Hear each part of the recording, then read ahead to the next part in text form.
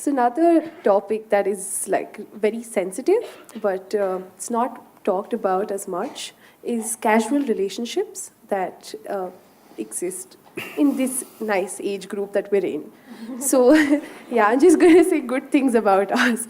So people engage in physical relationships today, and what they lack is a lot of emotions. And we want to know if it's opinion, I mean your opinion on it, and whether people do it by choice. Is it healthy? Is it, what to make of it? Mm-hmm.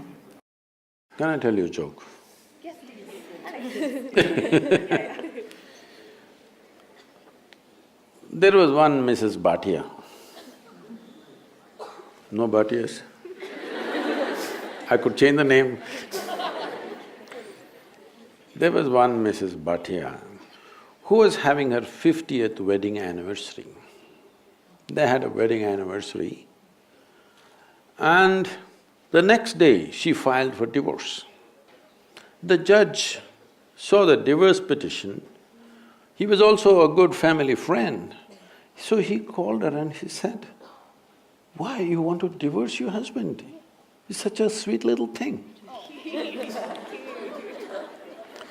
Why do you want to divorce him? On what grounds you want to divorce him?" She said, "He's not been faithful to me. He's been cheating me." How do you come to this conclusion? Just yesterday you had your 50th wedding anniversary, you were fine yesterday, how do you conclude this? I got little nostalgic and started flipping through the photo album. Then I saw none of my 5 children resemble him.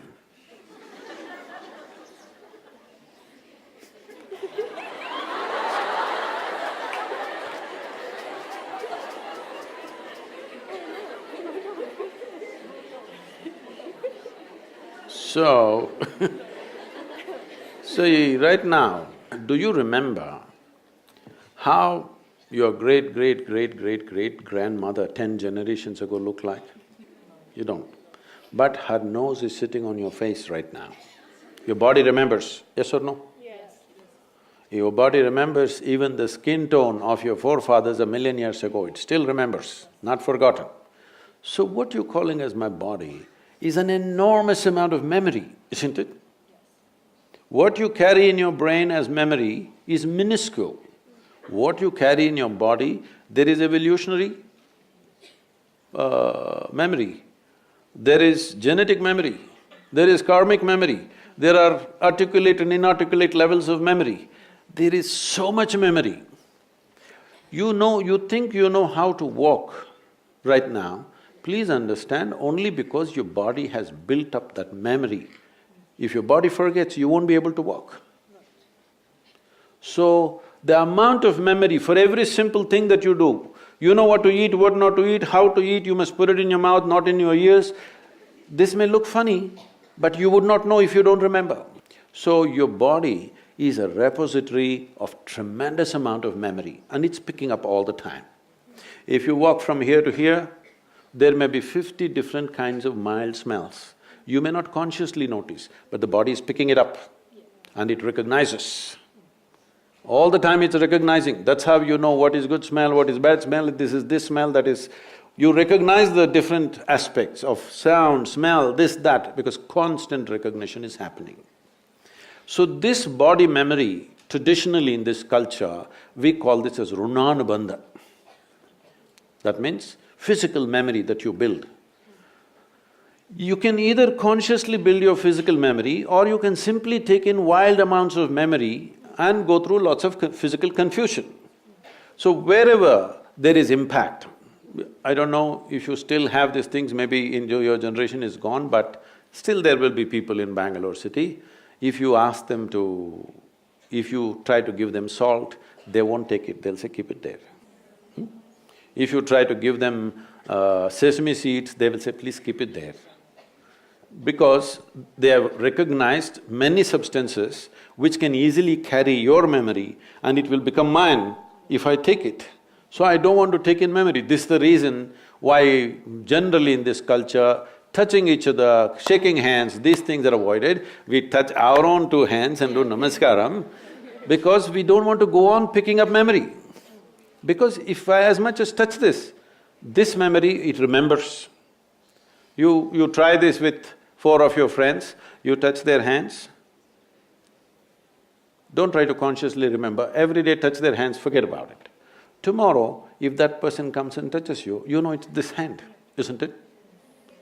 So the body remembers, it's not the mind. The physical body remembers, this is called as runanubandha. When there is a sexual interaction or there is any kind of intimacy which involves thought, emotion and body, the amount of memory that is left in your system is very big.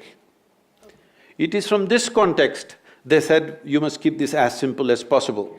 There are other aspects where in certain tantric process and all they're involving, they are preparing themselves for years to distance themselves from the body in such a way that the body doesn't pick up anything from anywhere. This is being done like a sadhana, not as sexual promiscuity. So, the question is not of morality, the question is of what is it that you want to do with yourself in your life. If you want to be in such a way that in your life, your inner intelligence will be the most dominant thing in your life, not your physical body, then you must keep the body's memory as simple as possible. This is why simple types of food, people go into very simple kind of food, not complicated. Even now, I eat 1 meal a day and I eat only 1 item in the meal. I won't eat 10. I may eat all of those things another day, but today I'll eat only 1 item because it makes a huge… Just experiment and see, don't go by what I'm saying. Just experiment and see, especially when your examination time comes, eat simple food and see what a difference it makes for your intelligence, how it functions, how alert you are, everything. So, what is it that you're trying to build yourself to? Do you want to build yourself to be a sexual supernova? Or… No, I'm saying some people may have that intention, that's up to them. But what is it that you want to do with your life is something that you must decide. If you have decided that, it's very, very important that you don't unconsciously pick up enormous amount of memory because this will lead to…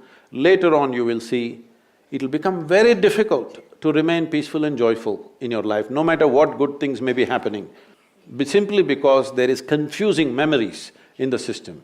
When something else of similar nature comes, the body goes into a turmoil of confusion. It may not translate into your mind, just physically it will go on. So, it's a choice that one has to make. It's not a question of morality, it is a question of living sensibly.